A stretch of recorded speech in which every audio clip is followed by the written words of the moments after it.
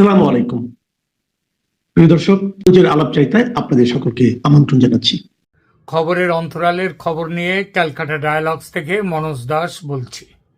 আজ 31 আগস্ট রবিবার দুপুরে বাংলাদেশের সেনা প্রধান জেনারেল ওয়াকারুজ্জামান একেবারে হঠাৎ করেই দেশের প্রধান বিচারপতি জাস্টিস সৈয়দ রিফাত আহমেদের সঙ্গে একটি জরুরি বৈঠক করেছেন।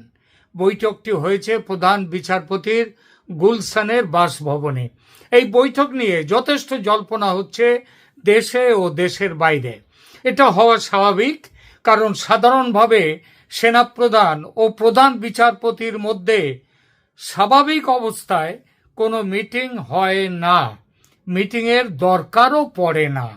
তবে দেশটা যেহেতু বাংলাদেশ এবং 2024 সালের জুলাই আগস্ট থেকে দেশটার ভেতর যা সব কাণ্ড কারখানা চলছে, তাতে তো এই দেশটাকে আর স্বাভাবিক বলা যায় না। আর স্বাভাবিক বলা না গেলে তাকে বলতে হয় অস্বাভাবিক। তো এই অস্বাভাবিক বাংলাদেশের গত এক বছরের গাদা গাদা অস্বাভাবিক কাজকর্মের সঙ্গে আরও একটা অস্বাভাবিক কাজ যুক্ত হলো। সেই কাজটা হলো সেই অস্বাভাবিক কাজটা হলো সেনাপ্রধান গিয়ে দেখা করলেন প্রধান বিচারপতির সঙ্গে। কেন দেখা করলেন? কি কথা হলো দুজনের মধ্যে? কতক্ষণ ধরে কোনো কথা হলো? কোনো খবরই বাইরে আসেনি। যারা যা বলছেন পুরোটাই অনুমান। সেরকম অনুমান আমিও করবার জন্য এই ভিডিও করছি। তবে একটা কথা বলবো, আমার অনুমান বাংলাদেশে যে আইনহীনতার আইন চলছে, সাংবিধানিক বাধ্যবাধকতার দোহাই দিয়ে যেভাবে সংবিধান ভাঙার প্রক্রিয়া চালু হচ্ছে গত বছরের জুলাই আগস্ট থেকে, সেই পুরো প্রেক্ষিত মাথায় রেখে এই সাক্ষাৎকারের কারণ খোঁজার চেষ্টা করব। কেন এই বৈঠক? প্রথমত, দেশে যখন সামরিক শাসন জারি থাকে বা সামরিক শাসন জারি হওয়ার সম্ভাবনা থাকে, তখন সেনাপ্রধান ও বিচার বিভাগের প্রধানের মধ্যে এরকম বৈঠক হওয়ার একটা সম্ভাবনা থেকে যায়, যাতে বিচার বিভাগকে সঙ্গে রেখে, অনেক সময় জোর করেও সঙ্গে রাখা যায়, তবে ভালো মুখে যদি সঙ্গে থাকে তাহলে সেটা তো বেশি ভালো। এই বিষয়টি মাথায় রেখে খুঁজে দেখা যাক বাংলাদেশে এই বৈঠকটি কেন হয়েছে। আগেই বলেছি, আজ 31 আগস্ট দুপুরে বাংলাদেশের সেনাপ্রধান জেনারেল ওয়াকারুজ্জামান প্রধান বিচারপতি জাস্টিস সৈয়দ রিফাত আহমেদের গুলশানের বাসভবনে বৈঠক করেছেন। বেলা 11:30টায় বৈঠক শুরু হয়েছে এবং যতদূর জানা যাচ্ছে প্রায় 1 ঘন্টার উপরে বৈঠক চলেছে। একই সময়ে সশস্ত্র বাহিনী বিভাগের আবার যিনি principal staff officer lieutenant general SM Kamrul Hasan, তিনি প্রধান উপদেষ্টা ডক্টর মোহাম্মদ ইউনূসের সাথে বৈঠক করেছেন। কেন তার ওই বৈঠক সেটাও প্রকাশ করা হয়নি। কেউ কিছু না বললেও বোঝা যায় বাংলাদেশে গত 1 বছরের বিভিন্ন ঘটনা আজকের এই সেনাপ্রধান এবং প্রধান বিচারপতির মধ্যে বৈঠকের পটভূমি তৈরি করেছে। 2024 সালের আগস্ট মাসে শেখ হাসিনার সরকার পতনের পর দেশের রাষ্ট্রীয় কাঠামোতে উল্লেখযোগ্য পরিবর্তন এসেছে। সেনাপ্রধান ওয়াকারুজ্জামান এই ব্যাপারে গুরুত্বপূর্ণ ভূমিকা পালন করেছেন এবং অন্তর্বর্তী সরকার গঠনের প্রক্রিয়ায় তিনি নেতৃত্ব দিয়েছিলেন। ফলে আর 10টা সেনাপ্রধানের থেকে তিনি আলাদা। নির্বাচিত প্রধানমন্ত্রী শেখ হাসিনাকে দেশ থেকে চলে যেতে হয়েছে, তার পেছনে মুখ্য ভূমিকা এই সেনাপ্রধান ওয়াকারুজ্জামানের। প্রধান বিচারপতি সৈয়দ রিফাত আহমেদ 2024 সালের 10 আগস্ট নিযুক্ত হন। নিযুক্ত হয়েছিলেন কখন? যখন পূর্ববর্তী প্রধান বিচারপতি ওবায়দুল হাসান তাকে জোর করে পদত্যাগ করতে বাধ্য করা হয়। যে পদ্ধতিতে ওবায়দুল হাসানকে পদত্যাগে বাধ্য করা হয়েছিল সেটা দেখে নতুন প্রধান বিচারপতির দায়িত্ব নিতে অস্বীকার করতে পারতেন, তাহলে একটা উজ্জ্বল দৃষ্টান্ত স্থাপন করতে পারতেন, একটা ভালো উদাহরণ তৈরি হতো।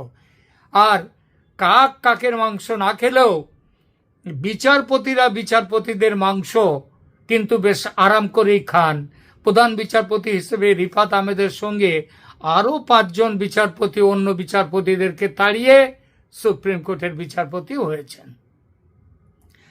তো বোঝাই যাচ্ছে যে রিফাত আহমেদ এই সরকারের সমর্থক, কিন্তু 2024-এর পর দেশের শাসন ব্যবস্থায় তো জল অনেক গড়িয়েছে। সেই 24-এর একজোট সরকার এখন আর নেই। তাদের মধ্যে দল উপদল, লড়াই, গোষ্ঠীদ্বন্দ্ব অনেক কিছু আছে। এখন ইউনূস এবং ওয়াকারের মধ্যে সেই আগের প্রণয়ও আর নেই। আবার বাংলাদেশকে কে দখল করবে, আমেরিকা দখল করবে না চীন দখল করবে না ভারত, এই নিয়ে খাবলা খাবলি শুরু হয়ে গেছে পরাশক্তিদের মধ্যে। তো এই প্রেক্ষিতটা মাথায় রেখেও এই বৈঠক কেন ও কি হলো সেই বিচারে যাব। দেশের বিচার বিভাগীয় সংস্কার প্রক্রিয়া নিয়ে অনেক কথা চলছে এখন। ইউনূস সরকার বলছে অনেক সংস্কারের কথা, এগুলো করে ভোটে যাওয়া হবে, নতুন সংবিধান তৈরি হবে। ওয়াকারুজ্জামান একবার প্রকাশ্যে অভিযোগ করেছেন তাকে অন্ধকারে রেখে সংস্কার করা হচ্ছে। এর বিরুদ্ধে নিজের অবস্থান জানাতে কি তিনি প্রধান বিচারপতির সঙ্গে কথা বললেন? সংস্কার মানে সংবিধান নতুন করে লেখার কাজ কি শেষ হওয়ার মুখে? এসব প্রশ্ন উঠতেই পারে। তবে যদি এই জন্য তিনি প্রধান বিচারপতির কাছে গিয়ে থাকেন, সেটা একটা কারণ হতে পারে, তবে প্রধান কারণ হতে পারে বলে মনে হয় না। দ্বিতীয়ত, আইন শৃঙ্খলা পরিস্থিতি। শেখ হাসিনার সরকার পতনের পর দেশে আইন শৃঙ্খলা পরিস্থিতিতে সেনাবাহিনী ম্যাজিস্ট্রেসি পাওয়ার নিয়ে মাঠে আছে। এই পরিস্থিতিতে সামরিক ও বিচার বিভাগের মধ্যে খুব সমন্বয় প্রয়োজন। এই সমন্বয় যে নেই, এতদিন কিন্তু সেই বিষয়ে কোনো কথা শোনা যায়নি। সুতরাং এই ব্যাপার নিয়ে, অর্থাৎ সমন্বয়ের জন্য দুজনের সঙ্গে কথা বলেছেন, এটা কোনো কারণই হতে পারে না। তৃতীয় কারণ, যার ইঙ্গিত গোড়ায় দিয়েছি, সেটা হলো অন্তর্বর্তী সরকার ব্যবস্থায় কি পরিবর্তন হচ্ছে? প্রধান উপদেষ্টা কি বিদায় নিচ্ছেন? রাষ্ট্রপতি চুপ্পু সাহেব কি আর রাষ্ট্রপতি থাকছেন না? তার ছবি খোলা হয়েছে কয়েকদিন আগে সরকারি দপ্তর থেকে, তাহলে কি এইবার তাকেও সেখান থেকে খুলে ফেলে দেওয়া হবে তুলে? তো নাকি রাষ্ট্রপতির জায়গায় চিফ জাস্টিস আসছেন?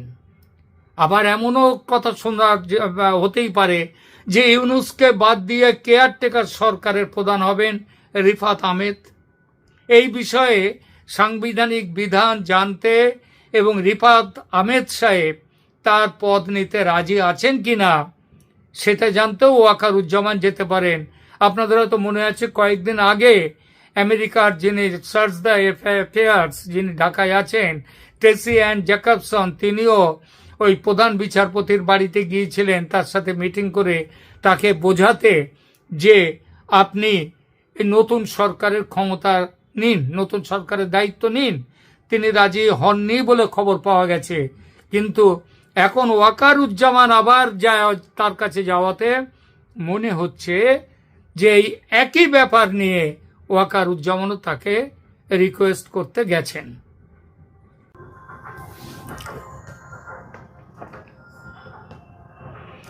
এবং চতুর্থ যে কারণটি, সেটিও কম জোরালো নয়, সেটা হলো তার ইঙ্গিত একদম শুরুতে দিয়েছি, যে দেশে সামরিক শাসন জারি করার সাংবিধানিক ব্যবস্থা জানতেও ওয়াকারুজ্জামান এই বৈঠকে যেতে পারেন। এরকমভাবে পৃথিবীর অন্য দেশের সামরিক প্রধানরা, শাসকরা কিন্তু সামরিক শাসন জারি করার আগে এরকমভাবে যান না, কারণ তাদের যাওয়ার দরকার পড়ে না। কারণ ওই যে বললাম না, তাদের একটুখানি কবজির জোর কিংবা তাদের বুকের জোরটা, তাকতটা বেশি। এই তাকতটা কিন্তু আমাদের বাংলাদেশের সেনাপ্রধান ওয়াকারুজ্জামানের নেই। কারণ আপনারা মনে করুন একটা কথা, সেই 5 আগস্টে যখন তিনি গেলেন, 5 আগস্টে তিনি বললেন কি, দেশের মানুষকে কি বললেন? বললেন আপনাদের জানমানের দায়িত্ব আমি নিলাম। আমি নিলাম কথাটার মানেটা কি? মানে সরকার, পরবর্তী সরকারের দায়িত্ব তিনি নিচ্ছেন, এইটাই তো। এর বাইরে কি আর তো কোনো কথা হতে পারে না? তাহলে এইবার বলুন, সেদিন যদি তিনি দায়িত্ব যদি নিয়ে থাকেন, তাহলে 8 আগস্টে ইউনূস কি করে ক্ষমতায় এলেন? তার কারণ যারা তাকে দিয়ে এই শেখ হাসিনাকে দেশ থেকে তাড়াবার ব্যবস্থাটা করেছিলেন, তাদের সামনে নতুন রাজার নাম ছিল ইউনূস, ওয়াকার নয়। এখন আবার একটুখানি পাল্টে গেছে পরিস্থিতি। এই পরিস্থিতিতে ওয়াকার সাহেবের একটু মনে আবার জোর এসছে, এমন হতেই পারে। সেই জন্যে তিনি গেছেন যে একটু তাহলেও, যেহেতু কমজোর মানুষ তো, একটু গিয়ে কথা বলতে গেছেন। কোনটা ঠিক সেটা জানতে খুব বেশি দিন অপেক্ষা করতে হবে না আমাদের। যেটাই হোক, সেটা হচ্ছে চীন এবং ভারতের যৌথ নির্দেশ বা উপদেশে এখন যেটা হওয়ার সেটা হবে। যে কথা আমার আগের একাধিক ভিডিওতে একাধিকবার বলেছি আমি, সেই কথাটি আবার বলবো। কথাটা হলো, ভারত শেখ হাসিনা ও তার দল আওয়ামী লীগকে একটু বেশি পছন্দ করে, এটা ঠিক। তেমনি চীন যে আওয়ামী লীগকে অপছন্দ করে তা কিন্তু নয়। সুতরাং আওয়ামী লীগ ও শেখ হাসিনাকে নিয়ে চীন ও ভারতের মধ্যে আসলে কিন্তু কোনো বিরোধ নেই। চীন থেকে ওয়াকার সাহেবকে স্পষ্ট বলা হয়েছে দ্রুত নির্বাচন করতে এবং সেই নির্বাচনে আওয়ামী লীগকে রেখে দিতে। নানান চাপে, তার মধ্যে আমেরিকার চাপও আছে, ইউনূস এটা করে উঠতে পারছেন না। তাই কালক্ষেপ না করে তাকে এখনই সরিয়ে দেওয়ার চেষ্টায় নেমেছে চীন, ভারত এবং অবশ্যই সেনাপ্রধানকে দিয়ে সেই কাজটা করতে। আর ইউনূস সাহেবের PSO lieutenant general Kamrul Hasan তার মনিবের সঙ্গে দেখা করেছেন জল কোন দিকে গড়াচ্ছে সেটা জানাতে। হয়তো জিনিসপত্র গোছগাছ করার কথাও বলেছেন তিনি, যে গুছিয়ে নিন, টিকিট কাটুন, শেষ করব। তবে শেষের আগে একটা কথা বলবো, বাংলাদেশ তো বটেই, পৃথিবীর কোনো দেশের ইতিহাসেই এমন বৈঠকের নজির নেই। সুতরাং ধরে নেওয়া যায় বড় কিছু একটা ঘটতে চলেছে। বাতাসে সেই নতুন কিছুর গন্ধ যেন ক্রমশ বাড়ছে। প্রিয় দর্শক, আপনার কি তেমন কিছু মনে হচ্ছে? কি মনে হচ্ছে সেটা কমেন্ট করে জানাবেন। আর অবশ্যই সাবস্ক্রাইব করবেন আমার চ্যানেল। শেষ করব আর একটি কথা বলে, আপনারা জানেন ক্যালকাটা ডায়ালগস একটি সহযোগী ইউটিউব চ্যানেল শুরু করেছে, ভৌতিক গল্পের চ্যানেল, নাম প্রেতভূমি। ইংরেজিতে প্রেতভূমি একসাথে লিখে দিলেই আপনারা চ্যানেলটা দেখতে পাবেন। দারুণ দারুণ সব গল্প শুনুন সেখানে। আজকের গল্প একটা যেটা দেওয়া হয়েছে তার নাম হচ্ছে ফুলঝারিয়ার আতঙ্ক। এখনকার মতো এখানেই রাখছি, ভালো থাকবেন, ধন্যবাদ।